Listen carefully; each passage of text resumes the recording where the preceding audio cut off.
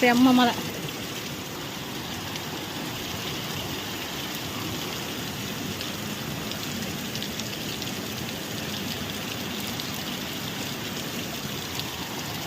மேகம் அப்படியே பாருங்களேன், வெள்ளை வானமாக இருக்குது. என் மரலை பெஞ்சவனே பார்த்தீங்கன்னா கரண்ட் போயிடும். இறந்து போனால் எரியிற பல்பு தான் இப்போ எரிஞ்சிக்கிட்டு இருக்குது. கரண்ட் போயிருங்க. நீங்கள் இப்படி மழை பெஞ்சாக்கும் எங்கள் வீட்டில் இருக்கிற இடமே இருக்காது. இங்கே பார்த்தீங்களா ஃபுல்லாகவே ஈரமாயிரும். பழைய வீடு தானே, அதனால் ஃபுல்லாக ஒழுக ஆரம்பிச்சிடும். எப்படியும் அட்ஜஸ்ட் பண்ணி இதில் தான் இருப்போம் நாங்கள். என்ன பண்ணுறது? அது இல்லாமல் பார்த்தீங்கன்னா இந்த சைடு வேறு இருட்டாக இருக்கு பாருங்க. இந்த சைடு ரொம்ப ஒழுக ஆரம்பிச்சிருச்சு. இப்போ தான் மேலே போய் கொஞ்சம் சரி பண்ணி வச்சுட்டு வந்திருக்கேன். எனக்கு தான் எல்லாமே அரிசி எல்லாமே இருக்கிறதுனால வேஸ்ட் வீணாயிரும் இல்லையா, அதனால் போய் மேலே போய் ரெடி பண்ணி வச்சுருக்கேன்.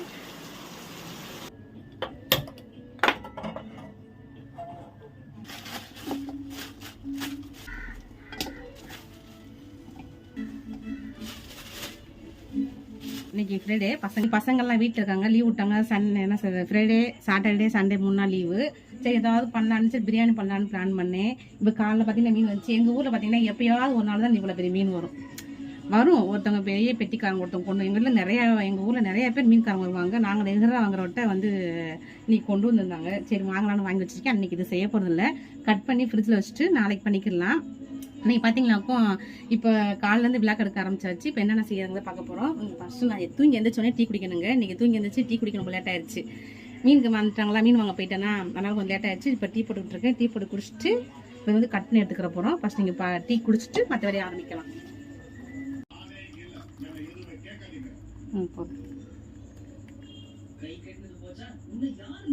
பாஷா தூங்குறியா? எனக்கு என் பொண்ணுக்கு வந்து டீ. பாச்சாவுக்கு எப்பயும் போகிற நார்மல் ஸ்மூத்தி போடணும். டீ குடிச்சிட்டு தான் அவனுக்கும் பார்க்கணும்.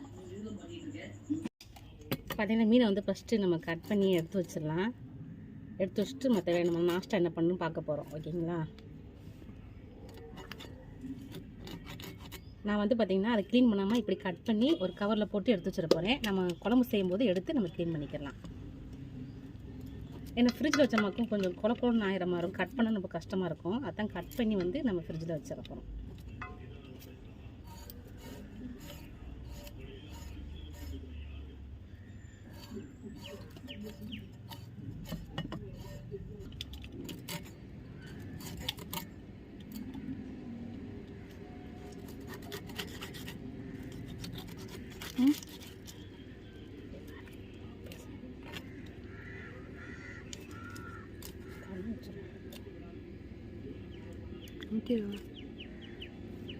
இந்த கட் பண்ணி காட்டிட்டு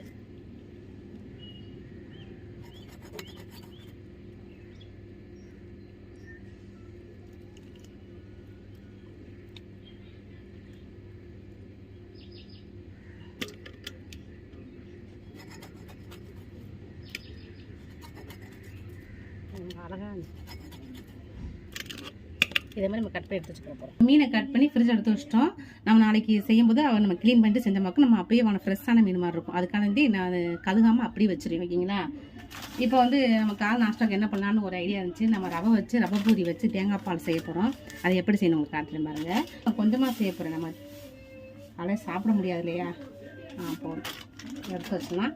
இது கூட கொஞ்சம் மைதா சேர்த்துக்கலாம்.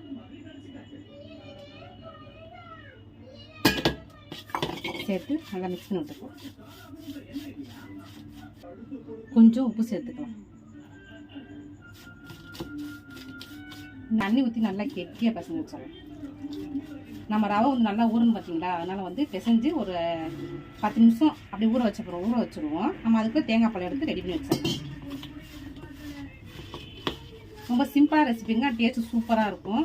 இப்போ பிசைஞ்சாச்சு. நம்ம ரவை ஊறினோன்னா நம்ம கெட்டியாயிடும். ஓகேங்களா? மூடி வச்சிடலாம். ஓகேங்களா? மூடி வச்சிடலாம்.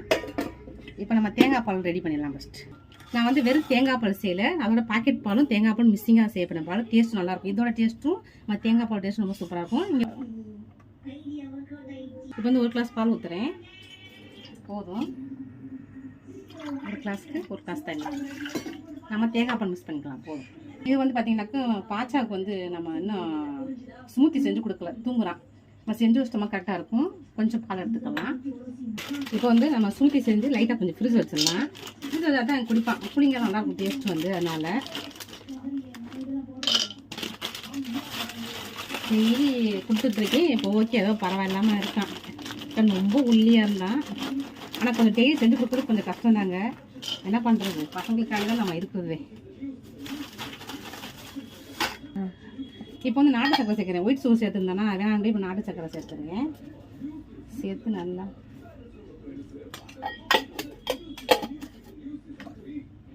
முடியும்.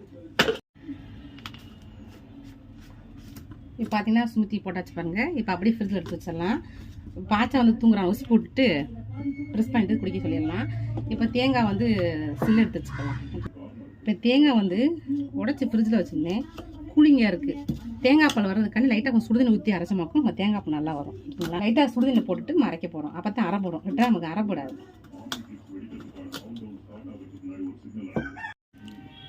இப்போ வந்து சுடுதண்ணில் வந்து தேங்காய் வந்து கட் பண்ணி போட்டிருக்கேன். லைட்டாக சூடாகட்டும். நம்ம கட் பண்ணி அரைச்சி பால் எடுத்துக்கலாம். நீ வந்து லைட்டாக பாலை வந்து காய வச்சிடலாம். இல்லைங்களா, சிம்மில் வச்சிடலாம்.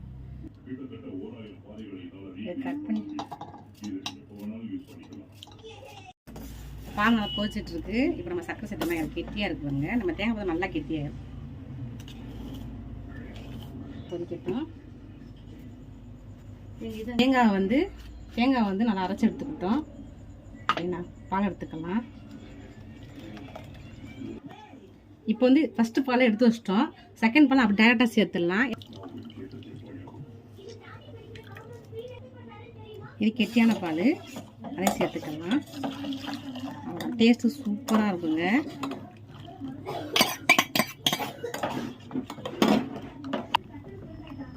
ஸ்டவ் ஆஃப் பண்ணிடுங்க. பாருங்க மாவு ரொம்ப கெட்டியாகிடுச்சு பாருங்க. அப்போ தான் நமக்கு எண்ணெய் குடிக்காது, மொறு கிறிஸ்பி ஆகும். ஓகேங்களா? அது நம்ம குட்டி குட்டியாக பால் போட்டு நம்ம பூரி போட்டு எடுத்துக்கலாம். இது சேஃபாலாம் வராதுங்க. நம்ம எப்படி தைக்கிறோமோ அது தான் வரும். ஆனால் எவ்வளோ மெல்லிசாக தைக்கணுமோ அவ்வளோ மெல்லிசாக தைச்சிக்கோங்க. ஆயில் ஊற்றிக்கலாம். எண்ணெய் காலி ஆயிடுச்சு, எண்ணெய் ஊற்றணும். இப்போ எண்ணெய் காலி ஆயிடுச்சு. இப்போ எண்ணெய் ஊற்றிக்கலாம். பார்த்தீங்கன்னா நான் ரவுண்டு எல்லாத்தையுமே பால் மாதிரி ரவுண்டு போட்டு வச்சிட்டேன். நம்ம தேய்ச்சி டக்டான போட்டால் நமக்கு அப்போ ஒட்டாமல் ஒரு வட்டம் ஒட்டிக்கிட்டு வராது. ஃபஸ்ட் எண்ணெய் ஊற்றி பண்ணிடலாம். எண்ணெய் பாட்டில் நிறச்சிட்டு ஊற்றிக்கலாம்.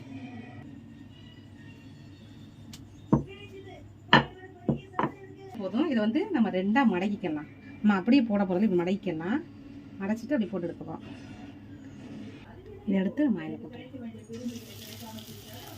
நம்ம ரெண்டாக போட்டு எடுத்துடலாம்.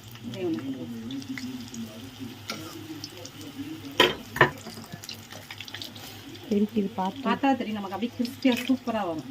நல்லா வேகட்டும். ரெடி ஆயிடுச்சு. இப்போ எடுத்துடலாம்.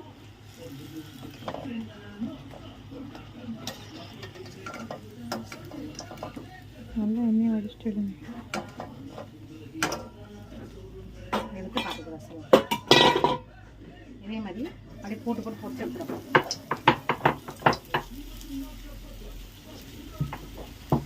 போட்டு எடுத்தாச்சு. இங்கே வந்து பால் ரெடியாக இருக்குது. பசங்க சாப்பிட்டுக்கலாம். எப்படி சாப்பிட்டு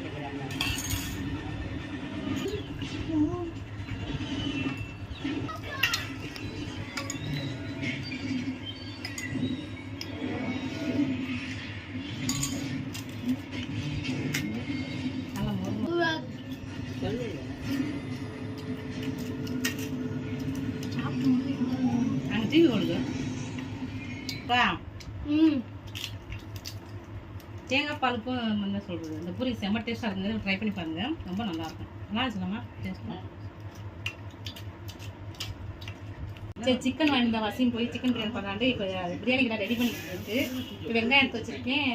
புதினா கொத்தமல்லி தக்காளிலாம் இப்போ கட் பண்ணி எடுத்து வச்சுட்டு நான் பிரியாணி செய்ய ஆரம்பிச்சு வேண்டியதான். இப்போ எல்லாமே ரெடி பண்ணி வச்சுட்டு தக்காளி, புதினா, பச்சை மிளகாய் இது நேற்று கடையில் வாங்கி வச்சாச்சு. அதான் வாடி போன மாதிரி ஆயிடுச்சு. பிரியாணிக்கு எல்லாமே ரெடி பண்ணியாச்சு. புதினா, பச்சை மிளகாய், வெங்காயம் கட் பண்ணி வச்சுருக்கேன். இங்கே தக்காளி, இங்கே வந்து ஆல்ரெடி இந்த அரிசியை வந்து க்ளீன் பண்ணி ஊற வச்சுட்டேன். சிக்கனை க்ளீன் பண்ணி வச்சாச்சு. தயிர், இஞ்சி பூண்டு பேஸ்ட்டு. இப்போ நான் பிரியாணி செய்ய ஆரம்பிச்சிடலாம். இப்போ வந்து பிரியாணி செய்கிறதுக்காண்டி நல்லா பெரிய பாத்திரம் எடுத்து வச்சுட்டேன். இப்போ தேவையான ஆயில் ஊற்றிக்கலாம். சிக்கன் பிரியாணிக்கு வந்து 200 கிராம் ஆயில் ஊற்றணும் 1 கிலோவுக்கு. ஏன்னா இது வந்து ஆயில் இருக்கிறதுனால 200 கிராம் ஆயில் ஊற்றணும். ஏலக்காய் எடுத்துருக்கேன், பட்டை, கிராம்பு, பட்டையில் கசக்கலாம். இது கூடயே வந்து நம்ம வெங்காயம் கட்டிக்கலாம். நல்லா வதங்கணும், அதை வச்சு நம்ம வெயிட் பண்ணணும். ஓகே பாருங்க, வெங்காயம் வந்து நல்லா வதங்கிருச்சு. இன்னும் ஒரு 2 நிமிஷம் நல்லா வதங்கட்டும். இந்த சைடில் பார்த்தீங்கன்னா சுடுதண்ணி வச்சுருக்கேன், தண்ணி சூடாகட்டும். நமக்கு இங்கே ரெடி ஆகிறதுக்கு தண்ணி கொதிக்கிறது கரெக்டாக இருக்கும். நமக்கு பச்சை சேர்த்துக்கலாம்.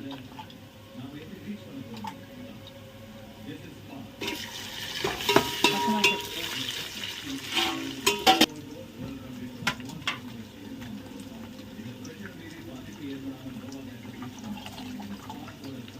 இது கூடிய புதினா சேர்த்துக்கலாம்.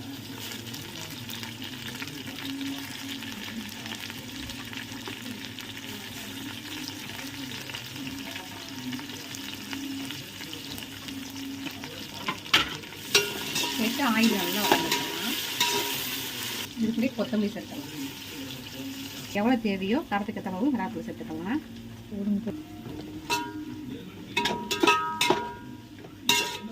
அடுப்பை சிம்ல வச்சுக்கோங்க, கறிக்கு. இப்போ நம்ம தக்காளி சேர்த்துக்கலாம். நான் மட்டனுக்கு வந்து மட்டனை சேர்த்த பிறந்த தக்காளி தான் சேர்ப்பேன். இது பார்த்தீங்கன்னா நம்ம சிக்கன் பிரியாணினால தக்காளி சேர்த்துக்கலாம். இஞ்சி பூண்டு பேஸ்ட் சேர்த்துடலாம். நான் இஞ்சி பூண்டு பேஸ்ட் அரைச்சி வச்சுருக்கேன், அதை சேர்த்துறேன். 100 இஞ்சி 100 பூண்டு. இப்போ தக்காளி லைட்டாக மசிஞ்சிருச்சு, ஆயில் கொஞ்சம். இப்போ தேவையான உப்பு சேர்த்துக்கிறேன், இப்போ தயிர் சேர்த்துக்கிறேன். நான் 200 கிராம் தயிர் சேர்த்துருக்கேன். தண்ணியில் கொஞ்சம் உப்பு சேர்த்துக்கலாம். மசாலா வந்து நல்லா கொதிக்கணும். இப்போ நம்ம சிக்கனை சேர்க்கவே இல்லை. சிக்கனை சேர்த்து நம்ம ரொம்ப நேரம் கொதிக்கட்டமாக்கும். நம்ம இதிலே வந்து வெந்துடும். அதுக்கிட்ட அரிசி போட்டு ஒரு 1/2 hour நம்ம தமிழ் போட்டோம்னு வச்சுக்கோங்களேன், அப்படியே தூளாக சிக்கன் நம்ம சாப்பிட்றது கிடைக்காது. அந்த மாதிரி ஆயிரும், ஓகேங்களா? அதனால வந்து இப்போ சிக்கனை சேர்க்க வேணாம், தண்ணி ஊற்றிக்கலாம்.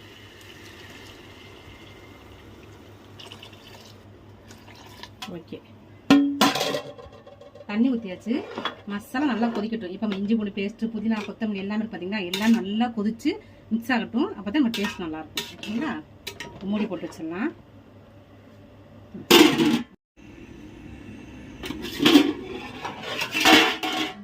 பாருங்க, மசாலா நல்லா கொதிச்சு பாருங்க. சிம்மில் வச்சு கொதிக்க வச்சு இப்போ சிக்கனை சேர்த்துக்கலாம்.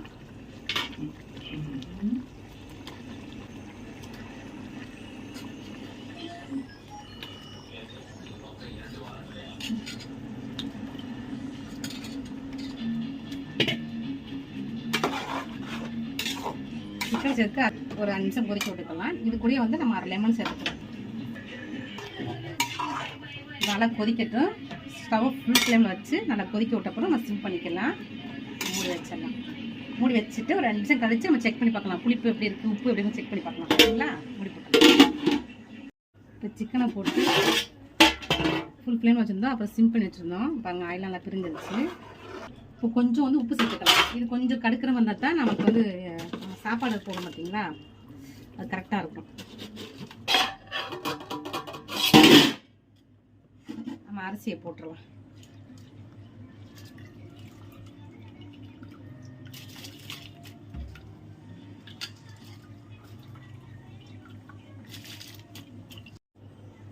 தண்ணி வந்து கொதிக்க ஆரம்பிச்சு பாருங்க. இப்போ ஆஃப் பண்ணிடலாம்.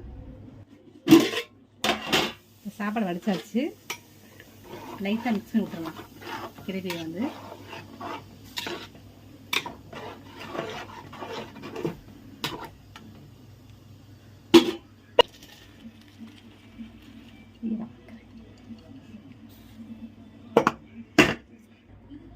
இப்போ அரிசி சேர்த்தாச்சு. அரிசி சேர்த்து லைட்டாக மிக்ஸ் பண்ணி விட்டுறலாம். ஏன்னா மசாலா வந்து ஒன்றும் சேராமல் பார்த்தீங்கன்னா அதுக்காண்டிங்க.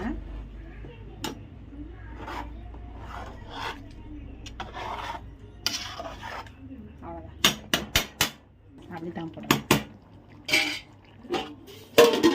நம்ம வந்து சிம்மில் வச்சு தோசை தவா வச்சு ஃபுல்லாக வச்சிட வேண்டிய 20 நிமிஷம் கழிச்சு நம்ம பிரியாணி எப்படி பார்ப்போம்.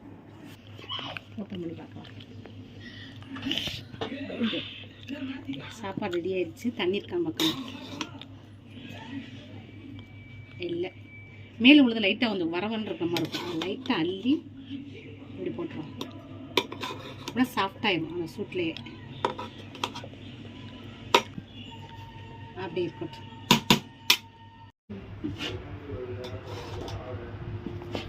பண்ண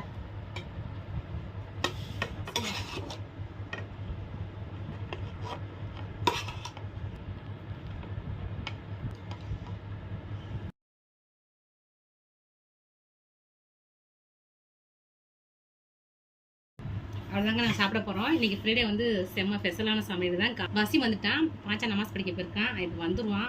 பசிக்கு நான் போட்டு கொடுத்துட்டேன். இப்போ நாங்கள் சாப்பிட்டுட்டு பாய் பாய்.